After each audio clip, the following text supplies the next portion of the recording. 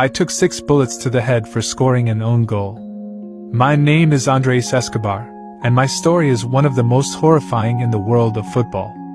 It all started on June 23, 1994, during a match with my national team, Colombia, against the United States. This was the second group stage match of the World Cup. After a defeat in our first match, we were desperate for a victory. The tension was high. In the 33rd minute, the United States launched an attack and decided to deliver a cross into the penalty area. I lunged forward to intercept the ball, but tragically it deflected off me and went into my own net, an own goal.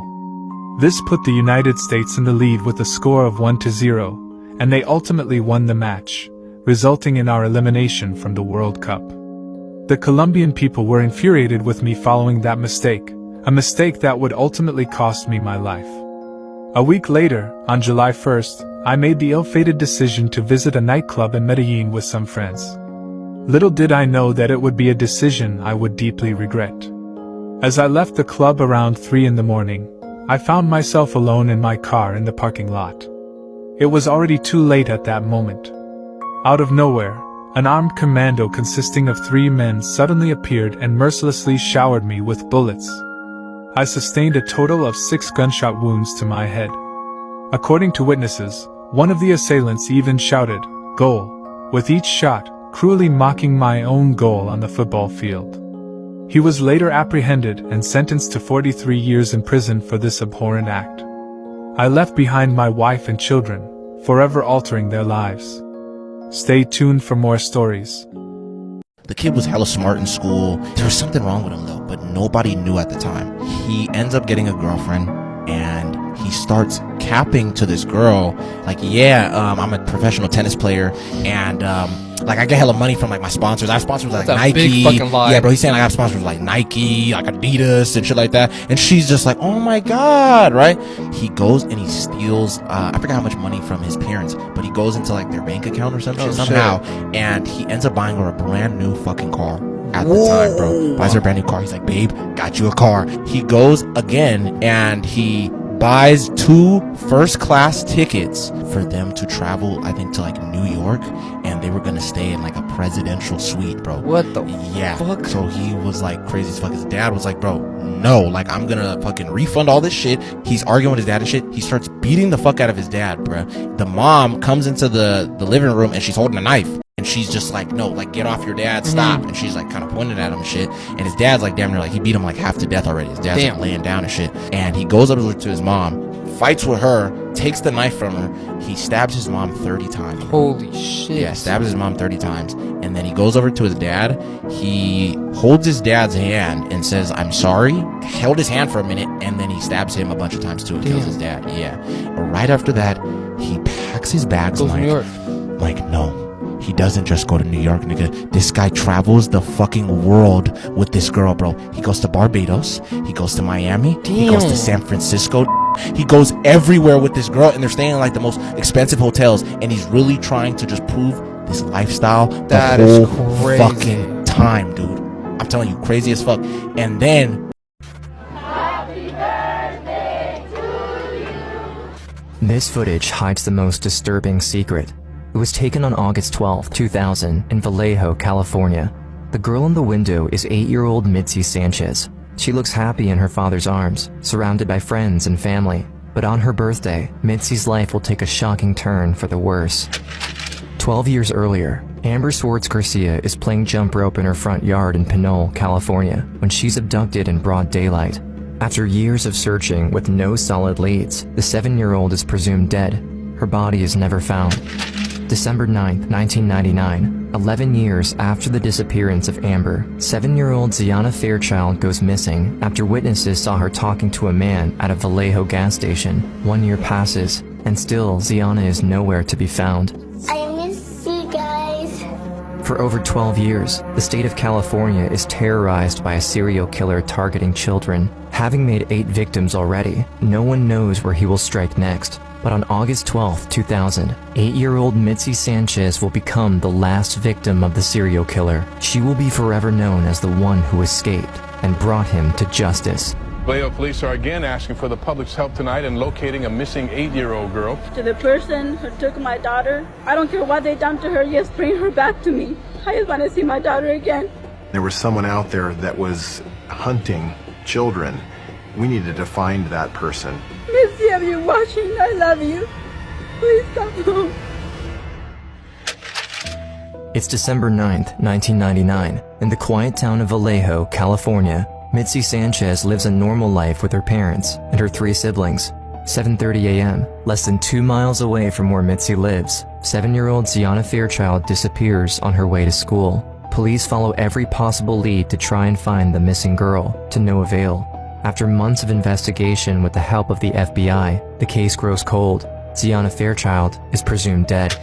August 10th, 2000, 8 months after the disappearance of Ziana, Mitzi Sanchez leaves for school at around 7:30 a.m. It's Mitzi's birthday, and her mother Susanna is preparing a party for her. At around 4 p.m., Mitzi's sister begins to worry that she hasn't come home from school yet and calls her mother. After reaching out to teachers and friends, Susanna understands that her daughter is missing. The entire family starts to worry, calling everyone they can to ask for help in searching for the 8-year-old girl. When police arrive, flyers are already being handed out in the neighborhood, people knocking on every door, but there's no trace of her. August 11th, 24 hours have passed since Mitzi went missing. The sheriff's department receives a phone call from a landfill worker who claims to have seen bloody clothing in one of the truck dumps. Investigators discover the cloth belonged to a Vallejo motel. They fear the worst for Mitzi and Ziana. But as the police scour the landfill, no further evidence is found. Time is running out. August 12th, 2 days since Mitzi was taken. At around 11 a.m., the sheriff's office receives a call from a man named Carl Tafwa, who says an 8-year-old girl jumped in front of his truck and says to have been kidnapped. He also has the license plate number of the car from which the girl has escaped. When police ask for the name of the girl, she says her name is Mitzi Sanchez. She comes running to the truck saying, "Help me, I've been kidnapped from Vallejo." She was pretty frightened when she jumped in my truck. I mean, she really thought that guy was going to come and try to kill her. With the license plate number given to police by the truck driver, the search focuses on one man, Curtis Anderson. Apparently, police know Anderson very well. He is a 3-strikes candidate, having been convicted of theft and kidnapping. The location where Mitzi was rescued is close to Anderson's former place of employment. According to a colleague, he came in to ask for a heavy-duty garbage bag. So he didn't say what the garbage bag was for? No, he didn't say anything about the garbage bag. But what are you thinking now? Now I'm thinking of something else. August 12th, several hours after Mitzi's escape, Curtis Anderson is arrested. As Mitzi is brought home in the arms of her father, she's welcomed by a crowd of cheering friends and family. Although they mean to celebrate her return, Mitzi is visibly too upset. It was a birthday party the Sanchez family and their Vallejo neighbors feared would never happen. No one understands the nightmare she just went through. Her story begins on August 10th. It was the day of my birthday party. I wanted to help my mom get all this stuff together, go get the cake, set up balloons. And so I didn't want to go to school. I asked my mom if I could just, stay home. But she said no. She didn't want me to miss school. She wanted to surprise me, and do her own thing. So I went to school that day. Mitzi spends her day in class, waiting anxiously for the bell to ring. Normally our routine was I would meet up with my brother right after school and some friends, and we would walk home together. They couldn't wait. The bell rang and I took off. Her house is only 6 blocks away. As her route is on one of the busiest streets in Vallejo, she doesn't think twice about leaving without her siblings, convinced that nothing will happen. When she's only 1 block away from her house, she notices a car parked down the road, with a man sitting inside, looking in her direction. At first, she doesn't make much of it. Started to approach the car. I just had this weird, gut-wrenching feeling that something wasn't right. She tries to ignore her feeling and walks straight forward, looking ahead. I remember making eye contact with him through the rearview mirror. As she gets closer, the man gets out of the driver's seat and approaches Mitzi. He stopped me and said, "Hey, I need your help. I was in a bike accident and I broke my hip." He asked me to reach over for some duct tape that was on the floorboard of his car because he said he couldn't bend over, and so I did. At that moment, she feels the full-grown man press his entire weight against her, trapping her. Though she tries to fight him off and scream, the man is too strong, and Mitzi is shoved inside the car. He covered my mouth with his hand, and he shut the door behind me. I just tried grabbing the door handle and opening, and it just wouldn't open. The man quickly drives off with Mitzi, swerving through traffic. No one can see what's going on inside the car. Mitzi stops screaming as it becomes clear no one can hear her. As we were making that left towards the highway, I could see my home. I was that close to home. And I remember just looking at my home, wanting to be there so bad. I felt so helpless. After driving around for a few minutes, the man turns into a hardware store parking lot. There, he hands her a bundle of clothes and forces her to change. My thought was, whose clothes are these? It was just so awkward to me. I did, everything he said. I didn't want to make him mad, or I didn't want, I didn't want him to hurt me, so I just went along. The man warns her, "I have a gun in the trunk. No one has ever gotten away from me, so don't even try." Then he drives off again. When night comes, he parks the car in a rest area and carefully covers the windows with blankets and towels. Mitzi keeps thinking of a way she could escape, worried of what he might do to her, waiting for the right moment. I noticed that there were restrooms nearby, so I asked him if I could get out and use the bathroom, and he said no. As the man walks back into the car, he puts a chain around Mitzi's ankle and padlocks it to the gear shift. Then, he takes out a bottle of alcohol and forces her to take a shot. I remember he started to pull out Polaroids of naked women. I remember just closing my eyes and not wanting to open them. He pulled out his Polaroid and started snapping photos. I felt so violated and helpless. Later that night, Mitzi is awake while the man sleeps beside her. She's exhausted, but she doesn't want to close her eyes, afraid of what might happen, of what the man might do to her. Limited to the interior of the man's junky car, the little girl wonders if her family is looking for her, or if they even know she's gone. Through a small interstice, Mitzi sees a cop car patrolling the area, his lights illuminating the parking lot. She wishes she could scream out or jump out of the vehicle, but she remembers the man's words. If she tries anything, he'll kill her. A few seconds later, the cop drives off. And I thought, this is it. I'm not going to see my family again. August 11th, it's day number 2. That morning, the man starts to drive off around town. Mitzi is forced to sit on the floorboard, covered by a blanket. After a few minutes, the car stops at a house, and the man gets out. While he's gone, Mitzi tries to pick the lock of her chain, but soon realizes that it would be impossible for her to open it or wiggle it off. When the man comes back, he drives off again, but when he tells Mitzi where he went, her heart drops. He had actually walked into our home asking for flyers so he could help pass them out around the city. As time passes, Mitzi, who is denied food or water, is becoming weaker and weaker. After spending most of the day driving around, making numerous stops, the man drives into an industrial parking lot away from the city. He unchained my leg and he made me jump over into the driver's seat, and he was standing outside of the car, and that was the moment that he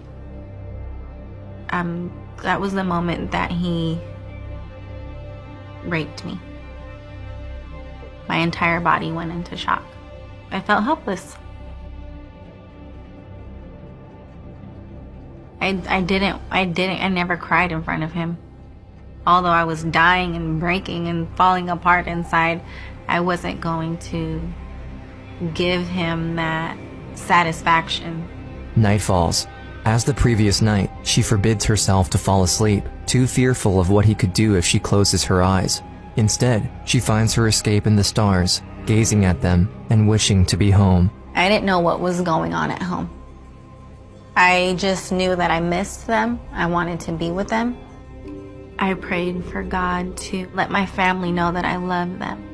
The next morning, they drive out of the parking lot to his former place of work. It's around 8:10 a.m. At this point, Mitzi remembers his usual routine. He goes out to buy alcohol and cigarettes, leaving her chained up in the car for around 30 minutes. And when he comes back, she knows she'll be forced to do terrible things. This time, however, something is different. He came back to the car, and he didn't get in this time. He opened the passenger door, leaned over me, and dropped something. The man warns her not to look and leaves again, but Mitzi doesn't listen. She leans over to the driver's seat and sees on the floor a ring full of keys. I sat there looking at the keys, and I saw little tiny keys that seemed like it would fit the padlock, and I picked one. It fit into the lock. And then as I twisted it, it opened. I'm in shock, like, oh my gosh. It unlocked. Mitzi hurries out of the window of the car, but as her feet hit the floor, her knees buckle. She's too weak to run, but she can't give up now. As she walks around the car, the man sees her and screams for her to come back, but she doesn't stop. She staggers her way down the street. Mitzi can see the man start to chase after her. Cars pass by, and she tries to wave them down, begging them for help, but no one stops. Still, she continues to walk as fast as her legs can carry her. If she hesitates for just 1 second, she knows the man will kill her. As she sees a truck driving in her direction, the man is almost there. In one last attempt to escape his grasp, she jumps out in front of the truck in the middle of the road. Finally, the driver stops. The truck driver had his window open, so I just jumped. I jumped through his window, jumped over his lap, and got into his passenger seat. As Mitzi explains that she's been kidnapped, the truck driver looks around for the man, but he's nowhere in sight. Then, a car pulls out of the parking lot in a hurry. That's when the driver takes down his license plate and calls the police. That was the first time that I'd felt safe again. When Mitzi is taken to the police station, she's told that her family is on their way and that they've been worrying about her every single day, but never gave up hope. Once I got inside, I saw my mom, and I just ran up to her and I hugged her, and we were just so emotional. It was just every emotion. Within the next 10 hours, police have Curtis Anderson in custody. As news makes its way to the community, one thought comes up. If Mitzi escaped and the man is caught, what happened to Ziana Fairchild, the girl who went missing the year before? Is she still alive? As everyone breathes a sigh of relief for the safe return of Mitzi Sanchez, there is still no happy ending. Although everyone was there to show their love and support, I was still not okay. One person who can't forget about the missing girl named Ziana is Mitzi herself. She struggles with the idea that she made it out alive, but Ziana is still out there. Less than 2 weeks after her ordeal, 8-year-old Mitzi Sanchez rallies with volunteers to search for the missing child. She feels she can't rest until they find her. January 2001, police have found the remains of a child up in the Santa Cruz Mountains. Soon after, detectives confirm that the identity of the child is Ziana Fairchild. According to the investigation, Ziana was murdered the same night she was taken. Mitzi is destroyed. It's April 2001. The trial of Curtis Anderson begins, and Mitzi is called up to the witness stand. The courtroom was packed, and I remember seeing him sitting over in his wheelchair, and I just had to get up on that stand and do what I had to do to be able to put him away. In front of a judge and jury, and of Curtis himself, Mitzi describes in detail her entire ordeal. Everyone is shocked by her story. On the first day of testimony, the 8-year-old kidnapped victim climbed onto the witness stand and calmly pointed out the man who she said grabbed her off the street and sexually molested her for 2 days before she escaped. As prosecutor Donna Stashen asked her one detailed question after another, the little girl clutched her teddy bear and answered in a strong, clear voice. It made me feel really proud of Mitzi, that she went up there and pointed it out and said, he's the person that did this to me. Because of her incredible memory and courage, Anderson is sentenced to 251 years in prison. But his taunting is not over. He confesses to the murder of another young girl 12 years prior, Amber Schwartz, who was taken from her front yard at 7 years old. In an attempt to negotiate with police, Anderson also confesses to having kidnapped and killed 13 other girls, but he refuses to give up details without accommodation. Well, I'm not going to be inmate of the month in the cell block. The majority of the people in there are going to try and kill me the first chance they get. And then when that happens, nobody will ever get the answers they want. Although her captor is behind bars, Mitzi's victory is short-lived. Life becomes harder than it was before the kidnapping. We just kind of acted like it didn't happen, and life went on. I was angry at the world. At school, Mitzi gets bullied for being labeled the kidnapped girl. Kids think she loves the attention she gets on TV. I just had a really tough time in school. And they would say horrible things. You should have died when you got kidnapped. Every time a child goes missing, Mitzi volunteers to show support and help in the search. But every time they find the missing child too late, Mitzi is crushed and spirals downwards again. I drank and I drank and I drank. I had no tools to deal with the pain and devastation that I was feeling. But everything changes on May 1st, 2009. After a night of drinking with friends, Mitzi is involved in a horrific car accident. I flew through the windshield, broke my nose, my neck, my arm, and I was in a coma for 2 weeks. When Mitzi wakes up, doctors tell her the news that will shift her entire world upside down. She is pregnant with a daughter. That was when my life took a turn for the better. Carl Tefu was my hero. If it weren't for him driving down that street at that exact moment, I don't think I would be here today. I know you don't feel like a hero, but you're my hero. So good to see you. Nice to see you. For you. You had my back, and you were quick thinking, and everything that you did was just on point, and I'm so grateful for you. You truly are my hero. Now, Mitzi is a loving mother, raising her daughter alone. She says she owes it to Ziana and Amber and to other victims to make sure she makes a difference with her life. She doesn't define herself by her ordeal anymore. We can use our trial for triumph and come out stronger. It's not meant to keep us down. I am living proof that you can be successful, you can be happy, you can live your best life. She sees her story as a tool to help others, a way to give hope. She created the Mitzi Sanchez Foundation to fight for the recovery of missing children. To teach children about safety is what gives me purpose in life.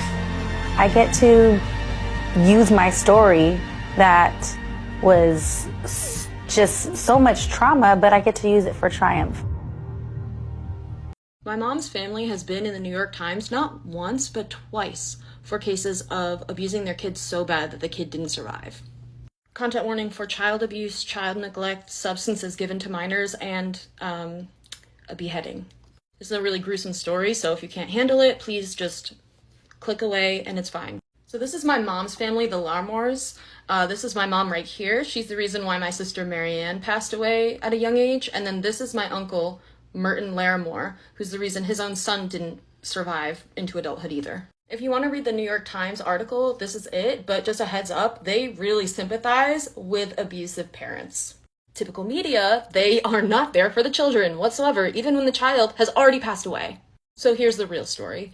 When I was little, my uncle was dating this woman named Lynn. She had two 12-year-old twins. My uncle had 4 kids, and one of them was 17 at the time. They would drink, they would party, they would be wild, and they would give substances to their own children. One night in wintertime, everyone was drinking, everyone was all messed up, and they sent the 17-year-old to the store after he had been drinking. My uncle's girlfriend went with him and brought along her 12-year-old son.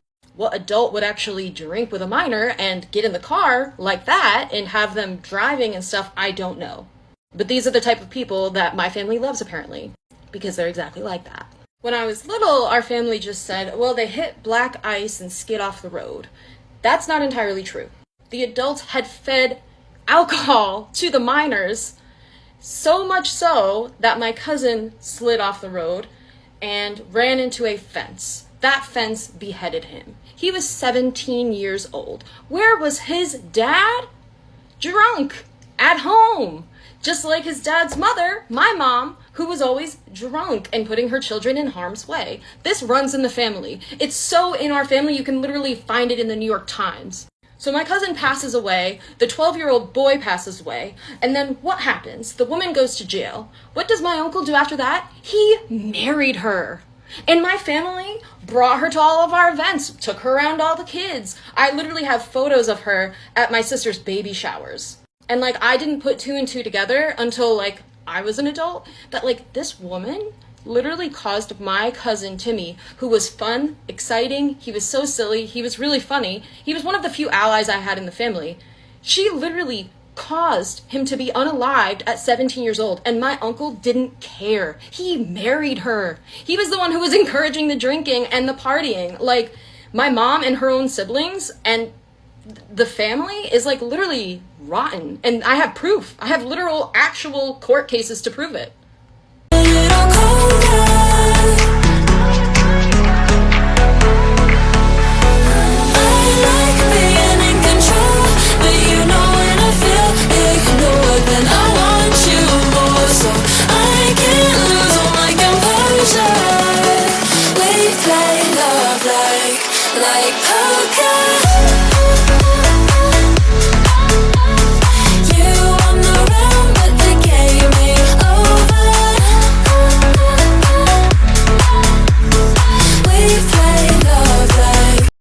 Her arms were cut off. Her legs were cut off. Her ears were cut off. Her tongue was cut off.